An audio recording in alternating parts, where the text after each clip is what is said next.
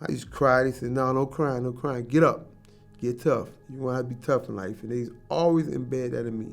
So when I had my kid, I did what they taught me. My first time on the field, one time I cried on the field, and he was like, he took me out of the game. He sat me on the bench until I started crying. He was like, we don't cry on football. The end zone, caught! This is a big decision. Selecting someone to lead your franchise, to wear the name on the front of the jersey with pride, and to make sure every teammate, coach, staff member, and fan can do the same. So it's about more than tape. Who else but Michael Penix? You need to know what I'm made of. A body of steel, strong-minded, strong-willed. A dog, competitor. We don't have sob stories. John Wayne said true grit. I mean, yeah, I think he's true grit.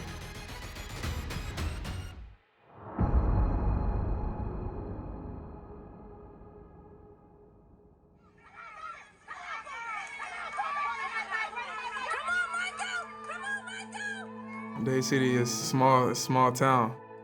7,000, I think 600, I believe that's the count right now. We didn't have much, we didn't have much growing up. We just had to go get it on our own, For me, I was always an outside kid, so it's like I was always playing sports, always into it, and but like I said, it was just so small, everybody knew everybody there. He played all the sports, and once he started playing, it was like, okay, you have to finish. You can't just quit midway. Never really wanted to quit, but we always just made sure it's like, once you start a sport, you finish it. He did all sports. He can kick the ball, he can run, he can do everything. I mean, he used to have a tire, because I used to go outside and play with him. I used to say, throw the ball through the tire. And he used to like throwing the ball through the tires. And he's a lefty, and I said, oh. So it seemed like to me, when he was in the yard playing.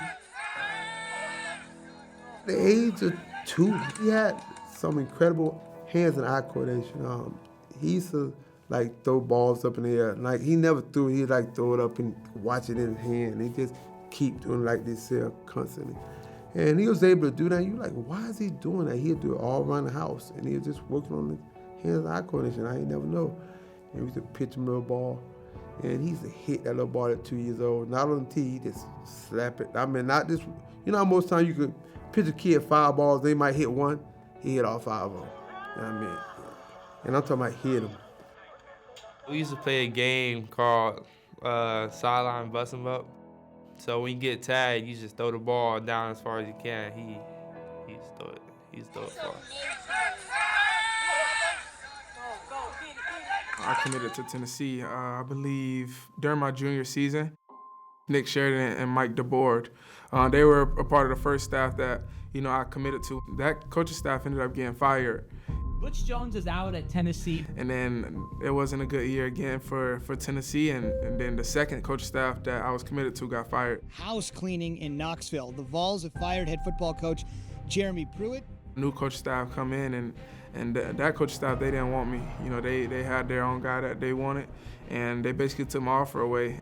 When they pulled that offer, it was a little, frustrating for us as a family, because he was, the first one to go into college, so it was new to us too. So it was like, oh wow, they could do that. At that point, I was like, okay, I didn't know what to do. I was just trying to figure out all the options I had and what was best for me, and I was looking for somebody that did that, and that was Nick Sheridan and Mike DeBoard. And at the time, whenever I had to make the announcement and sign, they were at Indiana University. It was just different. It was a different vibe. We had a lot of Florida guys on the team there as well.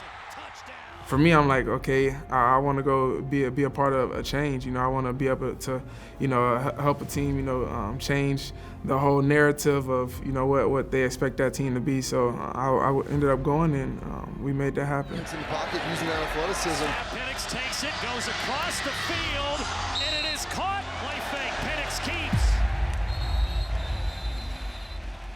Michael Penix, he has torn his ACL, and he will be out for the season.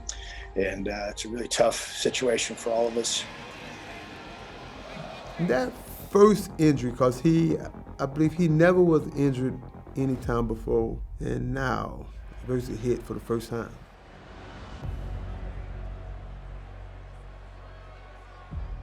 His last injury in Indiana. Maryland back in action after a 3-week hiatus.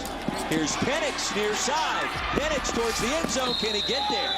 shoved out inside the 5. It'll be first. To me, it looked like he came up. It was a little harder for him to come back from that. Having its best season in decades, but the player most responsible for that, well, he is done for the year. Try not to dwell on the past and just let him know like things happen for a reason. You know, I feel like adversity, it definitely shows people, you know, their true selves, you know, and obviously in the NFL, you know, it's a league of adversity, and I know that whenever I went through adversity, I came out on top.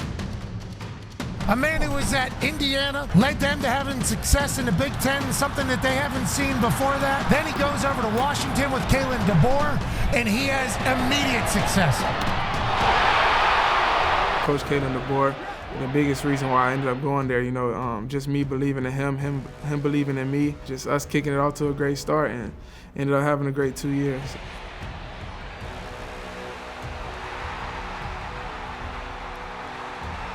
I had a lot of fun. You know, that's the main thing. You know, I remember whenever I was going through that tough time, and you know, I was trying to get back, you know, to just playing and just playing free and stuff like that. My dad, he used to always text me and call me. He's like, just have fun. When you have fun, you're doing great.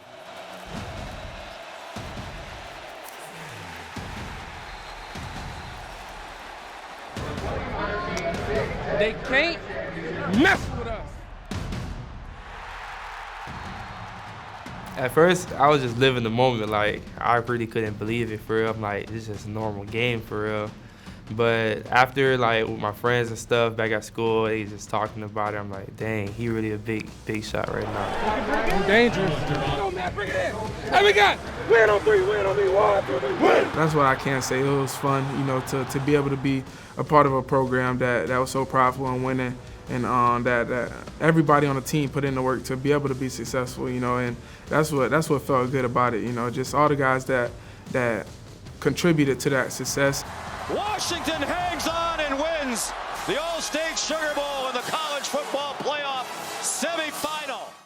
The 2024 NFL Draft is now underway. The Atlanta Falcons are sitting at the 8th overall pick right now, and that gives them a ton of options as round 1 begins to heat up. There's a very clear vision of what we're looking for and what we want to bring in on the field, off the field. So we had about 75 people invited, family and friends, coaches, people that, you know, had an impact in his life and his friends. So I got 2 phones, and one of them, I know I made that my draft day phone because I'm like, okay, nobody calls this number, so. It's about really confidence and not having the courage and not being afraid to do some things that we really feel good about. That confidence comes from all the work and all the preparation that goes into it. Tennessee has committed its pick. Atlanta is now on the clock. Whenever I got the call, it was vibrating by me, and I was sitting next to my girlfriend. She was like, "Is your phone vibrating?" I was like, "Cause I look at it and I'm like, hey, how you doing? Hey man, you ready to be a Falcon, bro? Yes sir, let's do it. Hey man, you think we flew across the country not to make you a Falcon, bro? Come on, started, man. I appreciate it. Yes sir, I'm ready. Hey man, let's get out here, man. Right. I wanted to cry.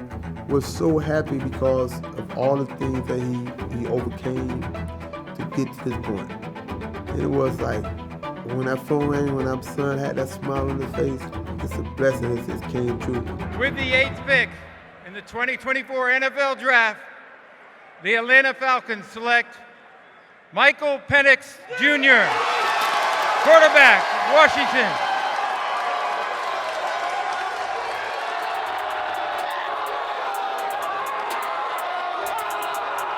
We couldn't even contain ourselves, you know, because as he hung up from the phone, it was like the whole room just erupted.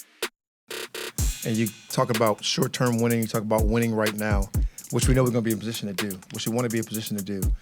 We won't have the ability to be picking this high again.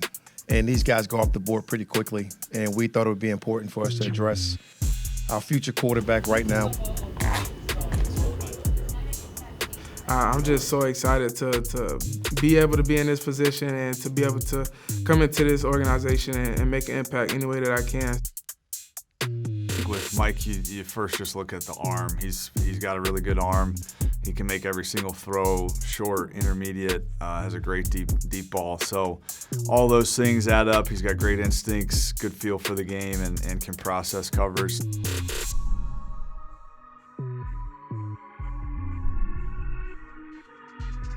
You know, I just feel like, you know, everything I do, you know, I'm going to do it to 110%. You know, I feel like I put in the work to be in this position where I'm at now. You know, obviously, all the things I've been through, the adversity I've been through to be able to, you know, be sitting right here in this chair right now doing this interview, you know, I'm just super thankful and blessed. I always say that I wouldn't change my path for anything because I feel like everything that God put me through built me into the person and the player I am today.